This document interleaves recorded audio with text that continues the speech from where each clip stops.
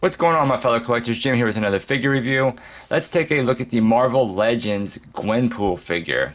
Very neat. I like the packaging on this. It's very cool how we had this kind of pink background. She's kind of doing like the little heart sign within the packaging. That's really, really neat. But it is standard Marvel Legends packaging that we've seen. Big open window. Legends series, you got the unbelievable Gwenpool. Top, you just have a little pink G. On the side, you got a little cool artwork of her. Same picture on the other side. On the back, it does have image of the figure itself, a little bit of a read-up on the character.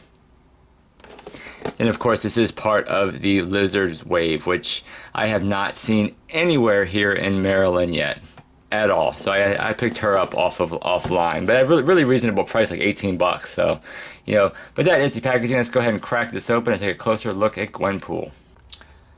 Okay, and here's Gwenpool out of the packaging, and this is a pretty cool figure. It's a fun figure. It's going to pop up on the shelf. It's different, pretty neat. And she does come with a bunch of different stuff as well. Of course, you do have two katanas, which we've seen before. They're basically the same exact ones that we got with the Deadpool figure. Just painted a little bit different. We got the brown for the hilt, but we do, again, have a nice kind of, silver for the blade. And they are warped, of course, out of packaging like they usually are. She does come with a bunch of different hands. Of course, out of packaging, she came with those two hands that you can kind of make the little heart symbol with. So I thought it's a pretty cool little touch. So you get a pair of those. And then, of course, you got her kind of selfie peace out hand. So that's cool. And all the sculpt of the hands are actually pretty nice. And then she comes with two more or less kind of like trigger finger hands, but also, holding hands for her katanas. You can just kind of slip those in there. She will hold on to those nice. And then you get another hand for holding the very small tiny plastic square that we get with this, or rectangle. But yeah, she does come with a little cell phone, and it's kind of hard. You kind of have to like just kind of place it and balance it in the hand, but there is a little bit of sculpt on the cell phone. You can kind of make out where the screen is and like where the button is, almost like it's a little iPhone or something, but it's still very small and will probably be lost in no time. And then she comes with this head sculpt, which was actually the one that came on her out of packaging, which I think is really nice. I think they did a really good job on the head sculpt. Of course, I've got a big paint blemish on mine. Looks like she messed up with her lipstick putting it on. Big old blob right under her nose. But I do like the skin tone. I like the smile. I really like the big dark, black lines we get around the eyes. I just think that really makes it pop.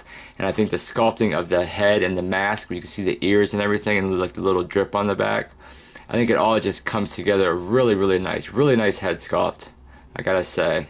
Very cool. And then she does come with the other head sculpt, which is done equally as nice. This one, you get a little bit of a flirty, tongue out or selfie pose, where she has her tongue kind of sticking out. But again, we get really nice sculpt. We get the same drip, and we even get a little bit of like wrinkles in the back, and you can see her ear through. And again, the skin tone, really nice choice for the skin tone. Now, as far as her outfit, I think it's all right. I'm not a big, Gwenpool fan. I just, more or less picked it up just to have a representation of her in my collection. But it's very cool. It's, got the pink, got the white. It's kind of reminiscent of Deadpool's outfit. So it does have a little bit of comparison to Deadpool's outfit, but I think overall Hasbro did a good job kind of capturing it. The paintwork for the most part is clean.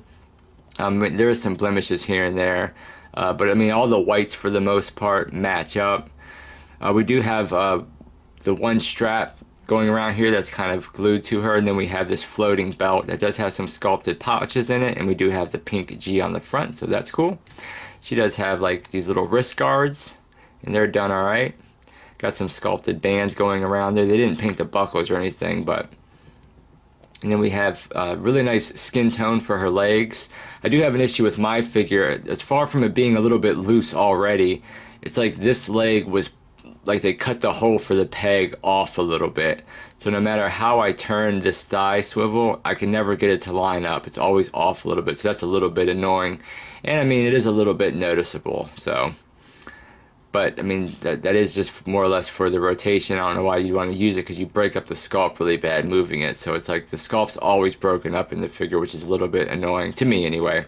But she does have her little shin guards, which again is kind of reminiscent to Deadpool. Looks like she has socks on because we get some sculpted lines here, but we do get nice kind of, you know, pink bands going around. We get a little bit of sculpt work in there.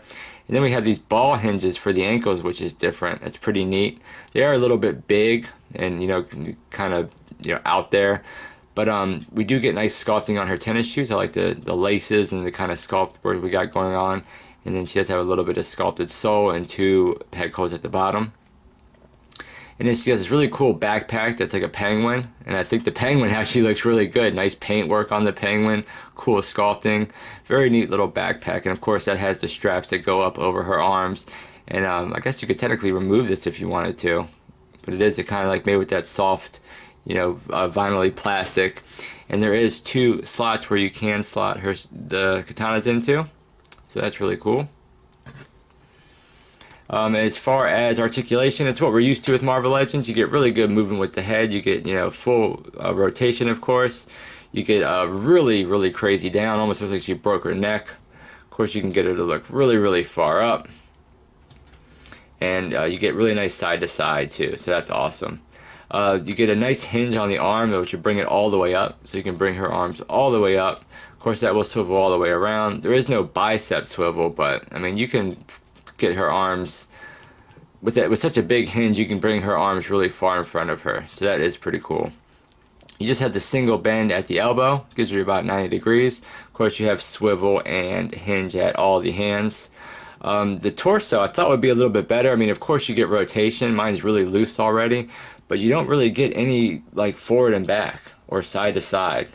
Very, very minimum side to side or forward and back, but of course you get rotation. Legs go out about that much. Kick forward, not too much. Don't really want to kick back too much. You do have double jointed knees. Then of course you have the ball hinge, so you can bring the foot, you know, nice back. Not too much forward because it kind of runs into the shin guard, and then of course you get the rocker. Taking a look at the back of the figure. Yeah, very cool figure. Pretty fun little figure to have. You know, she's going to look good up on the shelf. She's going to stand out. Just really, really neat. Now, as far as height, she obviously is a much shorter character. And she stands a little bit over 5.5 inches tall. So that she is definitely going to be a little bit on the shorter side. But as far as some size comparisons, here's the Deadpool figure. So you can see Deadpool is much taller than the Gwenpool. Here's a Marvel Legends Valkyrie. So you can see she's much shorter even than the Valkyrie. But that's really cool. Nice size comparison. Looking at the Iron Spider, they're almost about the same height. So very cool because they're both basically, you know, teenage bodies more or less. And then another size comparison with Bullseye. But yeah, I mean, I think at the end of the day, this is a really cool figure. You know, the head pops on and off really easily. If you want to switch out the heads for any other heads, the hands pop out and, you know, go in really easily. So no big issues there. There is some looseness in the joints here and there, and I don't like how I have this, like, you know, jacked up sculpt on this. But, you know, still, it's going to be a fun figure to have up on the shelf. You can get her in some cool little selfie, you know, poses and everything like that, along with your other figures. Cool backpack. Great sculpt.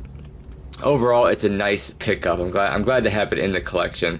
But yeah, guys, that was a look at the Gwenpool from Marvel Legends. That was a review. Thank you so much for watching. Like, comment, and subscribe, and I'll catch you guys on the next figure review.